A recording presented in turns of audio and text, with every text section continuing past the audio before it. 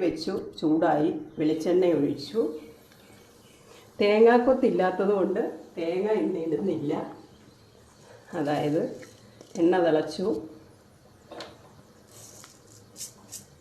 പെരിഞ്ജീരകം ഇടുന്നു.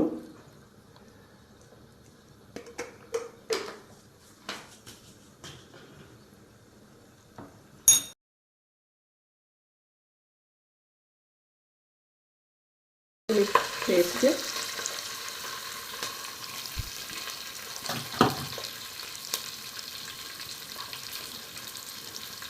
ഇത് പട്ടയും സാധനങ്ങളും ഇടാൻ മറന്നുപോയി, അതിലൊന്നും. പേസ്റ്റ്,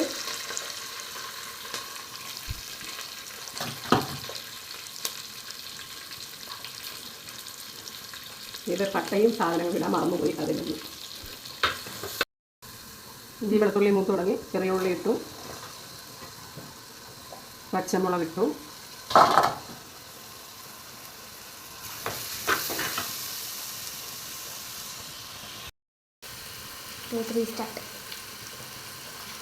പച്ചമുളക് ഇട്ടു,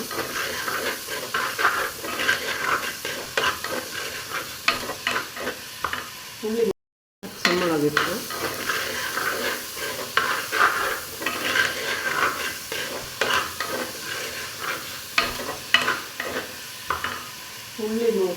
ഉള്ളി ഒന്ന് വാടാൻ വേണ്ടി ഉപ്പിട്ടു.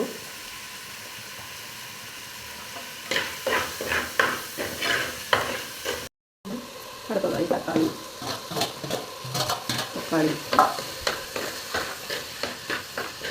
ആയിട്ട്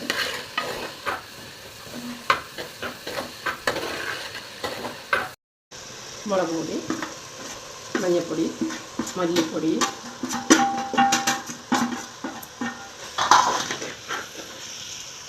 ഗരം മസാല നേരത്തെ പൊടിച്ചതാണ്, അതൊരു ടീസ്പൂൺ. കുരുമുളക് പൊടി ഇത്രയും നല്ലതുപോലെ കഴിച്ചതിന് ശേഷം ബീഫ്,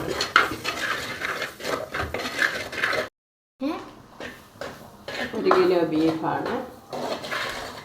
അടുത്തതായിട്ട് ബീഫ് ഇട്ട് ഇളക്കി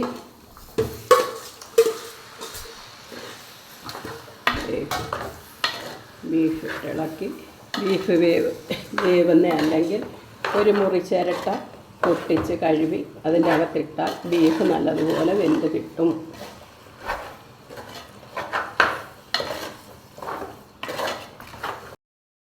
ഇച്ചിരി ചൂട് വെള്ളം, തിളച്ച വെള്ളം ബീഫിൻ്റെ അകത്തോട്ട് ഒഴിക്കണം.